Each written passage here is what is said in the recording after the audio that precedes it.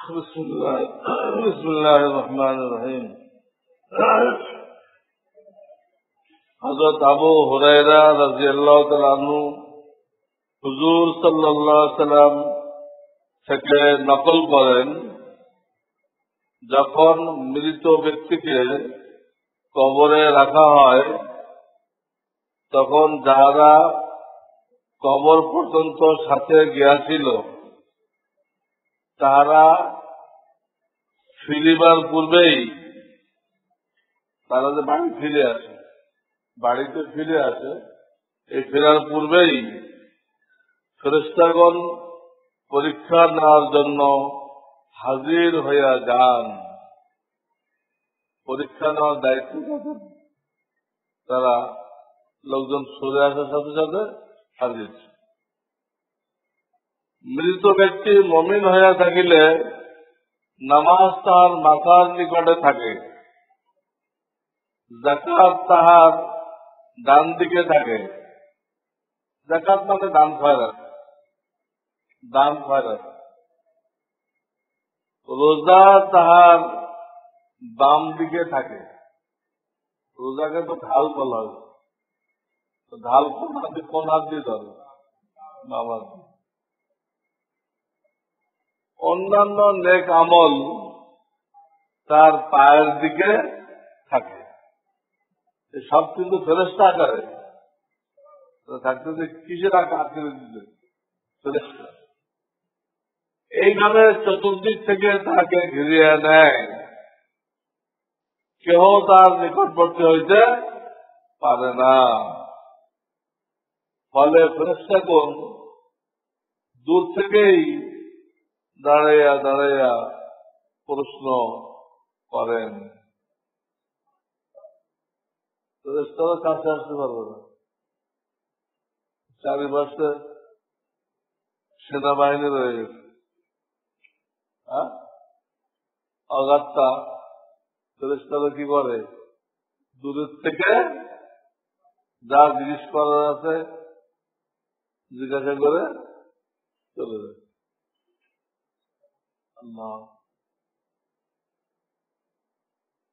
আমাদের এই ইবাদত গুলো, নামাজ, যাকাত, রোজা, অন্যান্য আরো তাসবিহ, তাহলিল, জিকির, আজকার আছে না, ইবাদত গুলো আমাদের করা দরকার।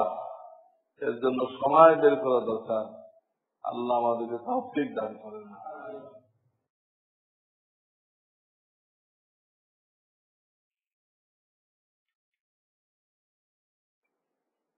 প্রশ্ন দিচ্ছেন এক ভাই,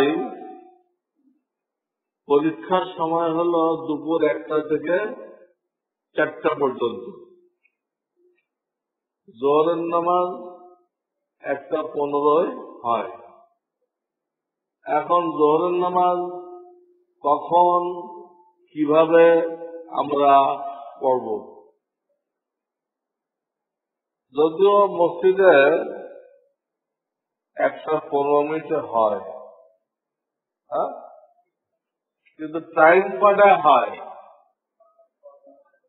জোহরের টাইম হয় কটায়?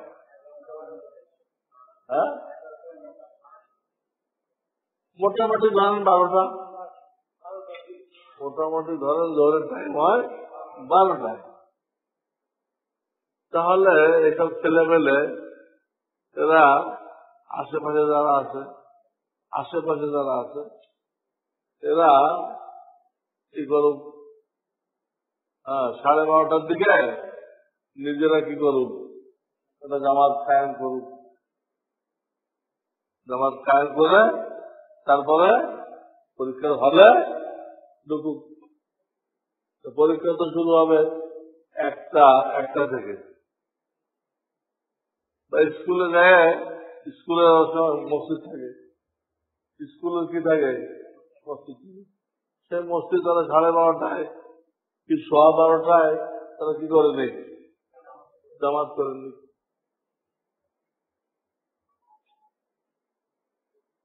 সিটি গোল্ডের আংটি বা ব্রেসলেট পরা মেয়েদের জন্য জায়েজ আছে কিনা? পড়তে পারে, এতে শরীয়তে কোনো অসুবিধা নেই। জামাত হয়ে যাওয়ার পরে পুনরায় জামাত করলে বা একা নামাজ পড়লে কি একামত দেওয়া লাগবে? পুনরায় জামাত করতে হলে তো ওই ভিন্ন কামরায় করা ভালো। আর একান্ত যদি মসজিদের বারান্দা টান্দায় করে তাহলে আজান একামত দেওয়া যাবে না। যদি কোনো কারণে আর এক জামাত করতেই হয়, লোকজন সুরাত জানে না, আলেম যিনি উনি জানেন, ওনার পিছনে পড়তে চায়, ঠিক আছে করুক।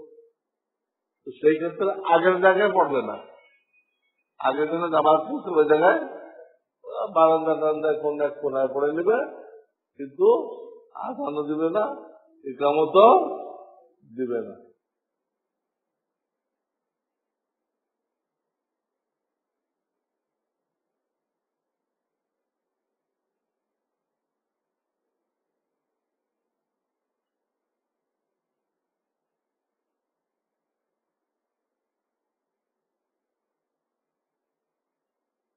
কি লিখছে বেজায় গেছে,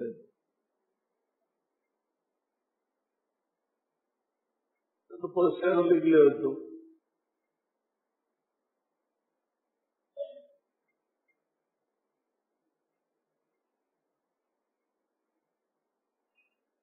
মানে একজন উল্টা কাজ করছে, ওটা সে আর একজনকে বলতেছে, নাম বলে না,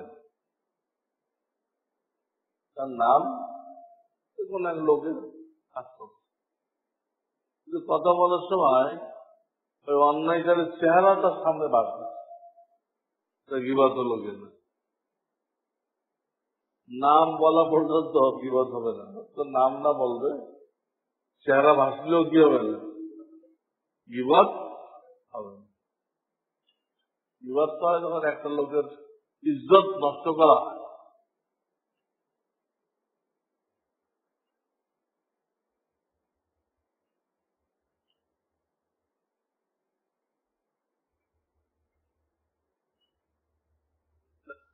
এক লোক সুদ খায়, ঘুষ খায়, মানুষের টাকা টুকি অবৈধ পন্থায় নিয়ে নেয়, নিয়ে পরে সে খুব ভালো মানুষ হয়ে গেছে, আসক্ত নামাজ পড়ে, হজ করে, এতে কি তার পিছনে গোনা মাফ হয়ে যাবে? আগে বহু মানুষের টাকা টুকি মারছে, মেরে বাড়ি গাড়ি করে ফেলছে, এখন তো আর পাগড়ি বসাতে ছোটে না, যায় নামাজ ছাড়া নামাজ পড়ে না, পয়লা কথা খুব কান্নাকাটি করে। পিছনে গোনা কি মাফ হবে? যেগুলো উল্লেখ করা হয়েছে এগুলো তো বান্দার হক, এগুলো কি তো বান্দার হক, তো আল্লাহ মাফ করবেন না, এটা আল্লাহ বলে দিয়েছেন, আল্লাহ মাফ করবেন না। ওই লোকের থেকে কয়ে বলে হাতে পায়ে ধরে মাফ দিতে হবে, আল্লাহ মাফ করবেন না, তিনি ঘোষণা করে দিতেন, ভালো হয়ে গেল, এতে তার পিছনে গোনা কি হবে না, মাফ হবে না।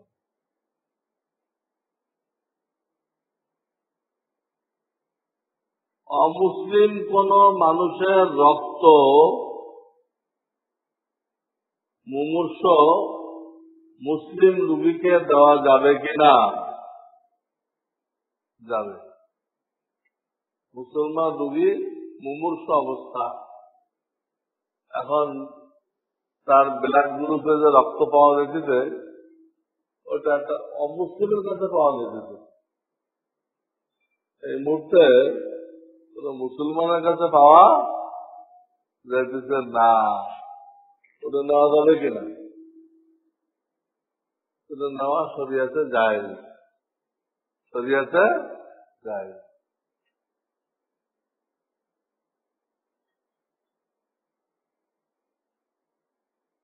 কি লিখছেন? জৈনক আলেম লিখেছেন, যেমন জন্মাই কীর্তিতে ছিল, মানে এরকম হয়ে গেছে। 15-16 বছর বয়সের মেয়েদের বুদ্ধি সম্পূর্ণ না হওয়ার কারণে তাদের বিবাহ করলে ঘরে শান্তি আসে না। তাই কমসে কম মেয়েদের বয়স 18 হলে বিবাহ করা উচিত। তার কথাটি কতটুকু সঠিক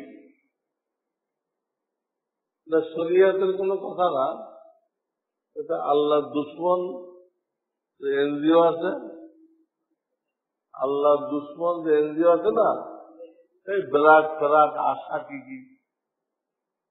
তাদের কথা এটা। বালেগ মানে কি?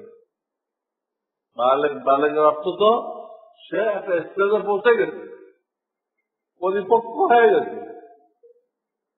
তো বালেগ হওয়ার পরও পরিপক্ক হলো না, আরো 3 বছর পরে যে পরিপক্ক হবে,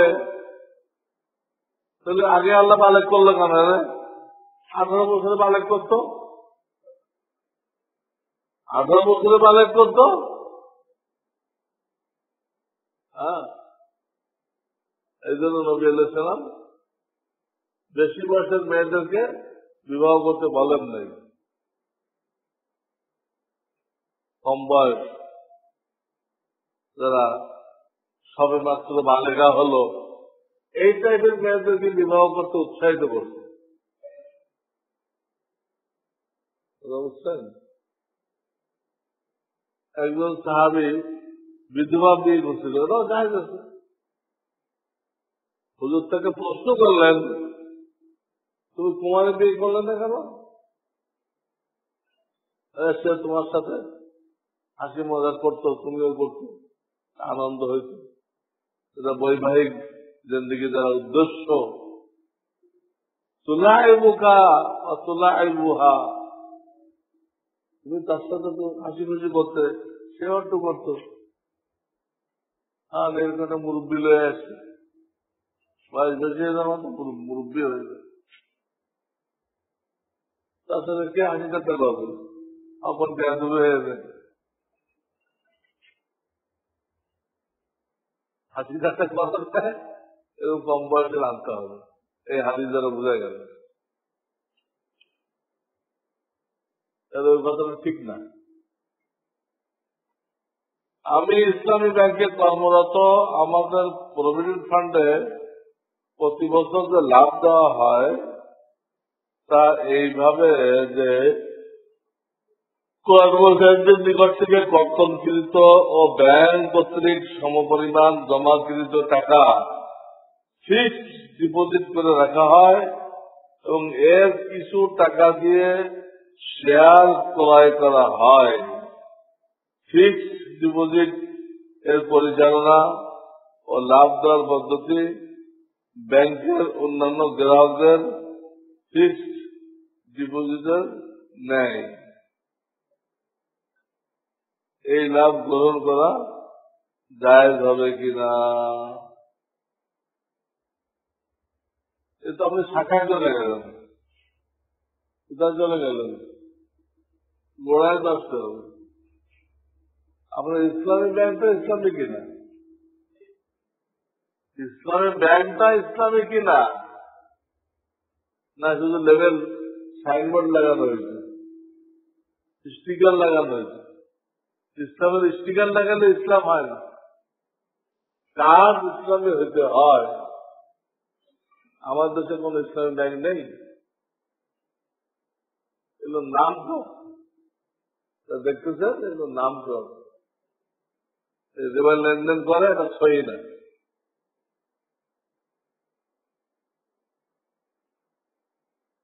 বাকি প্রভিডেন্ট ফান্ড যেটা, ওটা ভিন্ন মাসলা।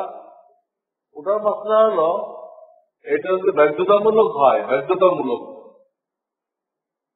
তো সেটা জায়েজ। ওইখানে 10 টাকা তার কোনো হাত নেই, তার বেতন থেকে জবরদস্তি কাটা হয়েছে, কেটে কর্তৃপক্ষ বাড়াই দিতে কমাই দিতে যা করতেছে কর্তৃপক্ষ জানে, ওই লোক জানে না। এই জন্য ওইখানে বর্ধিত টাকা যায়। আর যে প্রভিডেন্ট ফান্ডটা ঐচ্ছিক রাখতে পারেন, যত রাখবেন তত লাভ, এই যদি হয় তো ওইটার টাকা সুদ, ওইটার টাকা কি সুদ যায় না।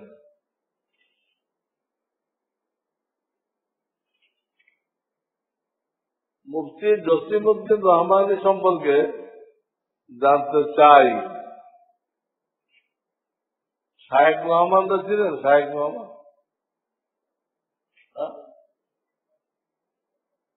আহলুল হাদিসের একজন সদস্য, আহলুল হাদিসের একজন সদস্য শায়েখ রহমান, এর নাম শোনেন না? সারা বাংলাদেশে একসাথে মোয়া ফাটাইছিল আমাদের কওমি আলেমদেরকে ফাঁসানোর জন্য। কওমি মাদ্রাসার হুজুর এটা করছে, কওমি মাদ্রাসার প্রিন্সিপালদেরকে সব ধরে নিয়ে যায়, আর অটোমেটিক মাদ্রাসাগুলো বন্ধ হয়ে যায়। এই পলিসি করে এই আহলুল হাদিসরা, শায়েখ রহমানরা এই মোয়া পাঠিয়েছিল। ওদের মূল নেতৃত্বে কিন্তু জামাত শিবির। শায়েখ রহমানের মূল নেতৃত্ব কোথায়? জামাত শিবির। তো এটা সহি জামাত না। এইভাবে মানুষ মেরে, বোমা মেরে ইসলাম কায়েম করার কথা শরিয়াতে নেই। বোমা মারতে পারে নাই, দাওয়াত দিতে হয়েছে। বোমা মারে ইসলাম কায়েম করবেন, তো দাওয়াত কি জন্য? তো সহি না। যাই হোক, ওই শায়েখ রহমানের শিষ্য হল জসিমউদ্দিন রহমান। ওদের রহমানি বলে, আপনার মধ্যে রহমানি মাসাতে বসে, এ বুঝেন না? না, ও রহমানি বলে শায়েখ রহমানের ছাত্র, সে তার কাছে জেহাদ শিখছে। ওই শায়েখ রহমানের দিকে সম্পৃক্ত করে যদি কি বলে জসিমউদ্দিন রহমান। অনেকে বোঝে না যে রহমান এবার কি। যেমন তথাকথিত আহলুল হাদিসরা নিজেদেরকে বলে আমরা মুহাম্মাদি, বলে কিনা? আপনার কি বুঝেন এই মোহাম্মদে শুনে? এরা আমাদের নবীর নামের সাথে সম্পৃক্ত করে বুঝেছে আমরা হযরত মুহাম্মদের মূল অনুসারী। এই মোহাম্মদের কি বুঝেন? হযরত মুহাম্মদ সাল্লাল্লাহু আলাইহি ওয়াসাল্লামের অনুসারী। ওরা কিন্তু এই অর্থে বলে না। ওদের একজন আলেমের নাম মাওলানা মোহাম্মদ জুনাগড়ি। আহলে হাদিসের একজন আলেমের নাম কি? মাওলানা মোহাম্মদ জুনাগড়ি। সে ওই আহলে হাদিসের মসলা কিতাব লিখছিল। তো মসলা কিতাবটাই আমার তো আগে যুগের কিতাব, আমাদের এই যুগের কিতাব আছে। ওদের এক মৌলানা, তার নাম মৌলানা মোহাম্মদ জুনাগড়ি।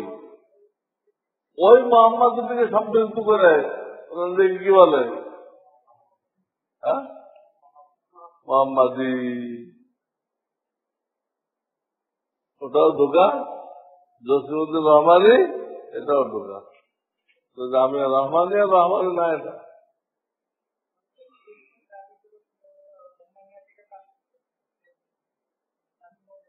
ধোকা, ধোকা দেয়। মূল কারণটা লুকানোর জন্য ওটা বলে। মূল কারণটা জাহের হয়ে গেলে ক্ষতি হবে।